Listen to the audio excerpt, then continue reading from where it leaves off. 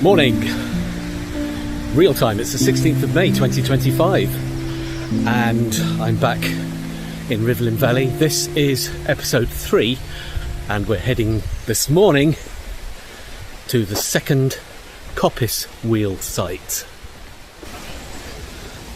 Now this is one of the water wheels in Rivelin Valley that didn't have a weir and a sluice gate system to fill the dam.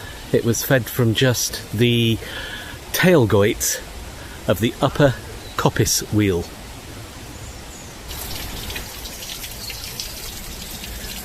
Now, as you can imagine, when you get a dam or a wheel that's fed exclusively from the tailgoit of the preceding wheel upstream, what happens when the upstream mill is kind of offline and not running? There'd be no water going through to the next wheel. Potential problem.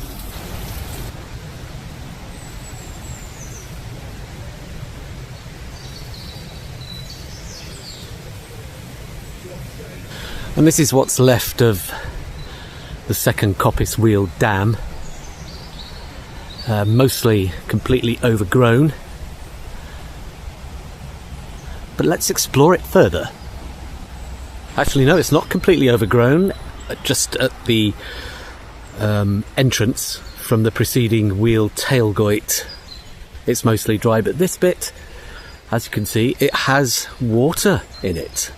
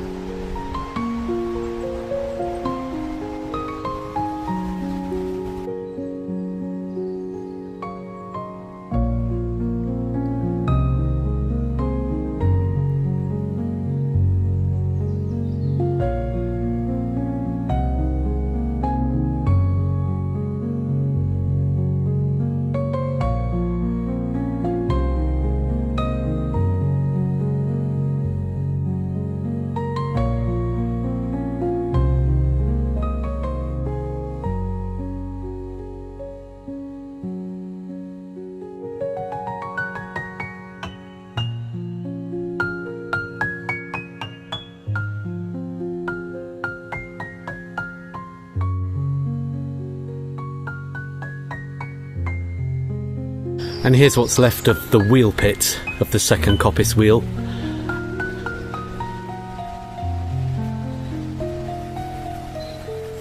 From the top.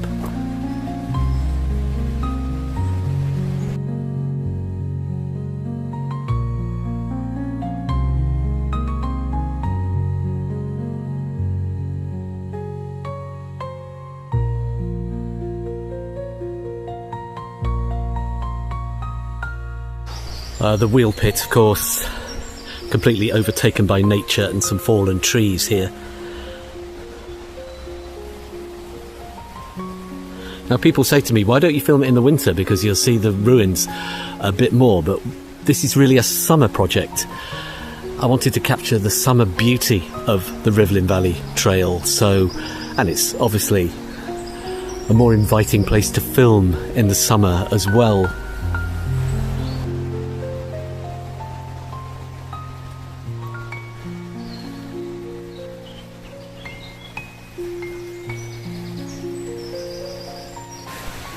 So altogether, not a great deal to be seen here.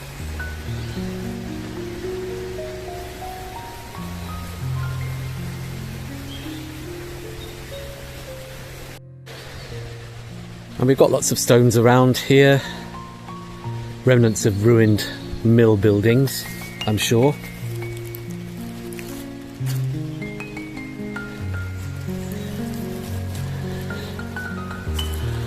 And there we can see the wheel pit looking west.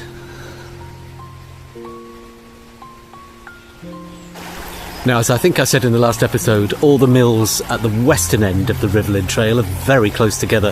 Rivelin Core Mill goes pretty much immediately into Upper Coppice Mill, which then goes almost immediately to the Second Coppice Wheel, which in turn is going to move rapidly into the Third Coppice Wheel. It always amazes me, the logistics of how these sites can be so close together.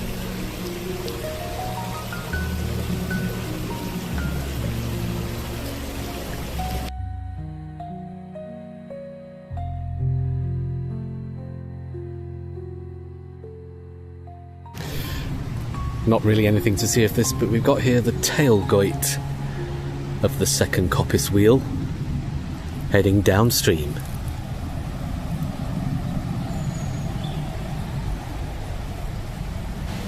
Scattered stones around indicate remains of the buildings that were here.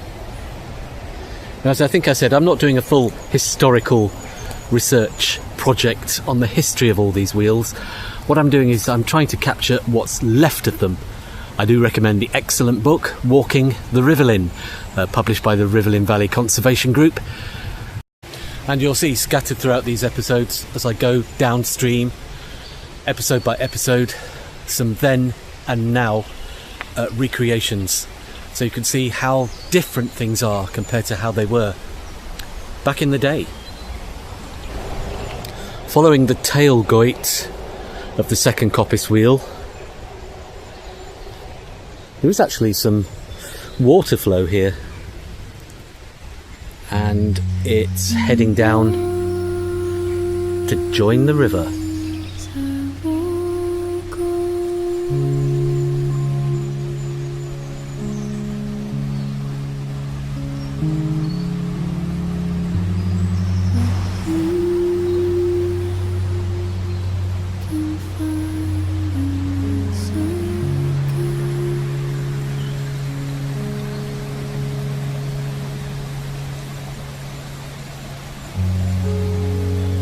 So here's where the Second Coppice Wheel tailgate flows back into the River Rivelin on this curve here.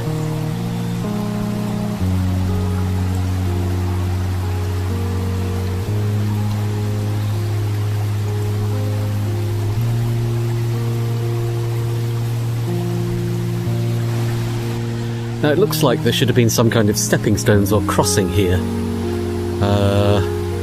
but it's all a bit hicklety-picklety at the moment.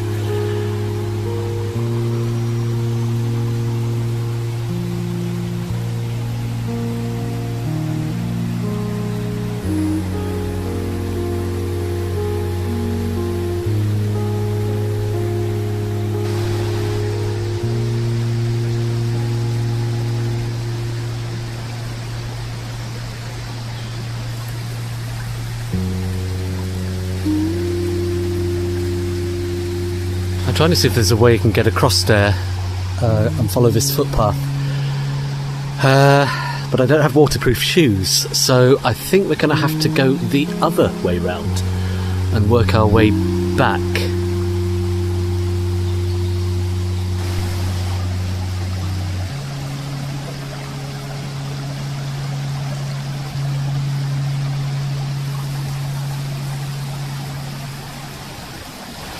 So yeah, can't really cross the river there without getting very soggy feet. That's the problem with recent storms over the last few years that have caused damage down here. So that footpath is now sort of a bit isolated, but there are plenty of others. So just walking back over the top at the edge of the wheel pits of Second Coppice, taking this footpath, and I think we'll find another way down. It is a complete rabbit warren of footpaths.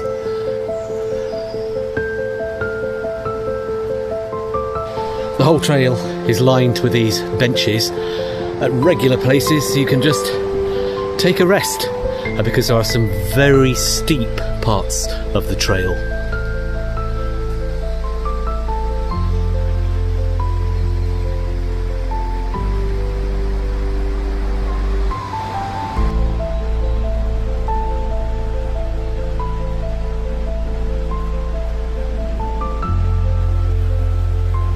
So we're up on the north bank of the river here, high above the river at this point. I'm not going to get too close because that is a long way down.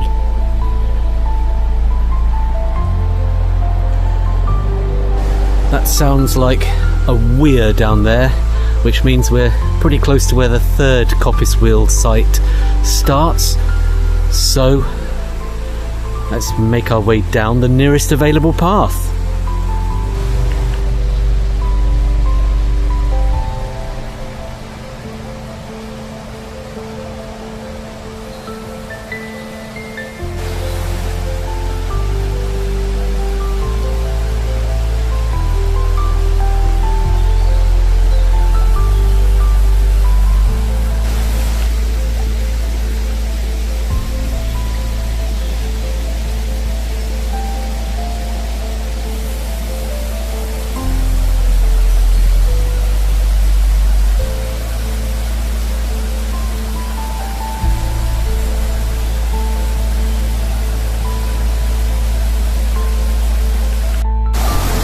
Well, this is what's left of the weir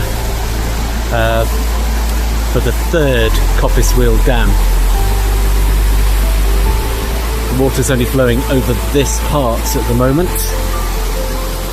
You can see there the sluice gate for the mill pond.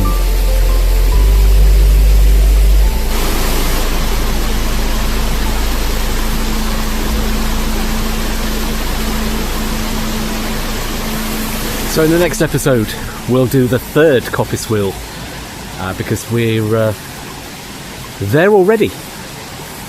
And what great stepping stones.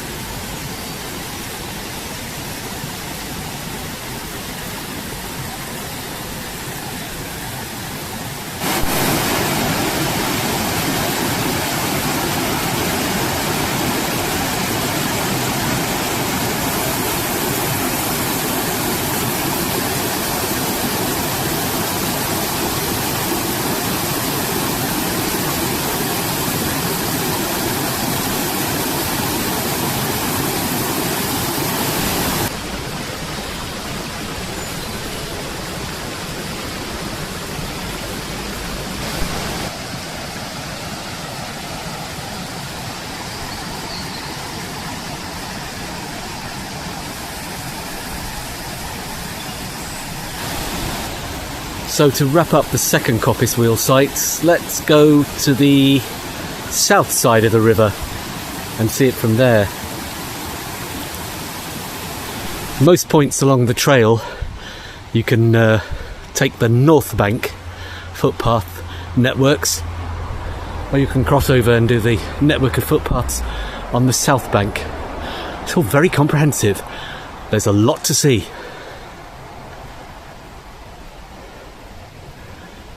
This is interesting at this point, sort of above the second Coppice Wheel Dam. These old stone gateposts with some iron hinges.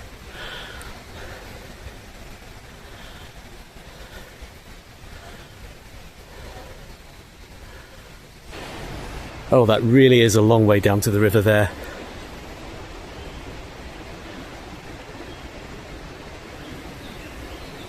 There's a few bridges and crossings over the river at various points, but some of them are quite well spaced apart. You can't always cross where you want to, but that's all part of the adventure. I've had to go all the way back to the Packhorse Bridge at Upper Coppice Wheel to get over onto the south bank. Is it the south bank? Yeah. And going to see what we can see a bit further on. That's the plunge pool, as it's known, which I've mentioned on the first episode, I think. Very popular for swimming. Although, I bet it's freezing cold, because it's only early summer.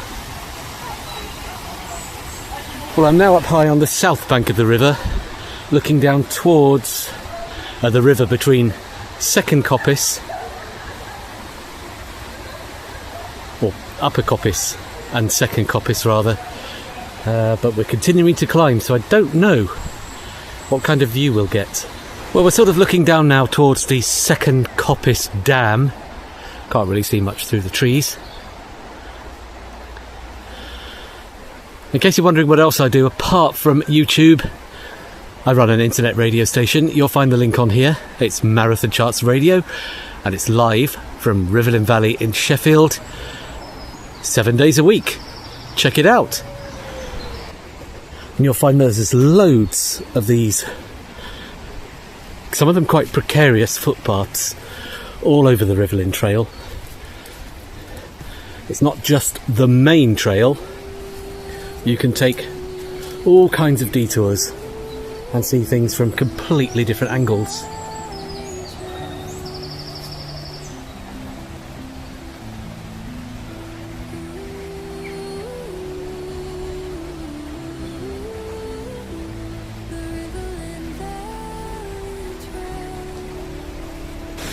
Just making my way down here, which is a bit tricky, but it's not too bad. So we're the other side of the river from where I was trying to cross before, on the other bank, if you see what I mean.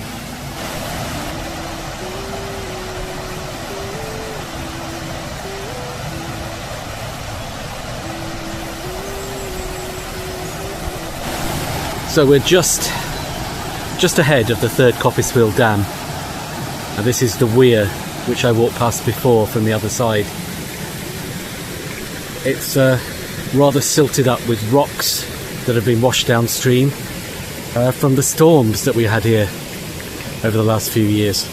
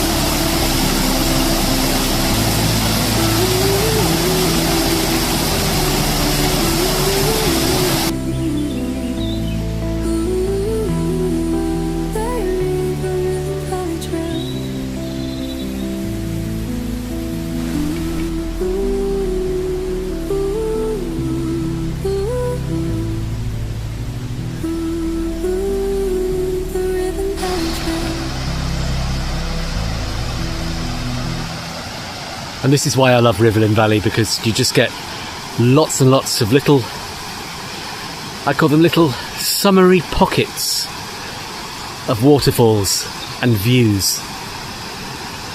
Love it. So from the south bank of the River Rivelin on the Rivelin Valley Trail, next stop in the next episode, the third Coppice Wheel. Sometimes you walk along here, particularly Monday to Friday in the mornings, and it'll be really, really quiet. Other times, particularly at weekends and on very hot afternoons, you can barely move for people. Down in Rivelin, where the sluice gates rust, down in Rivelin, the water wheel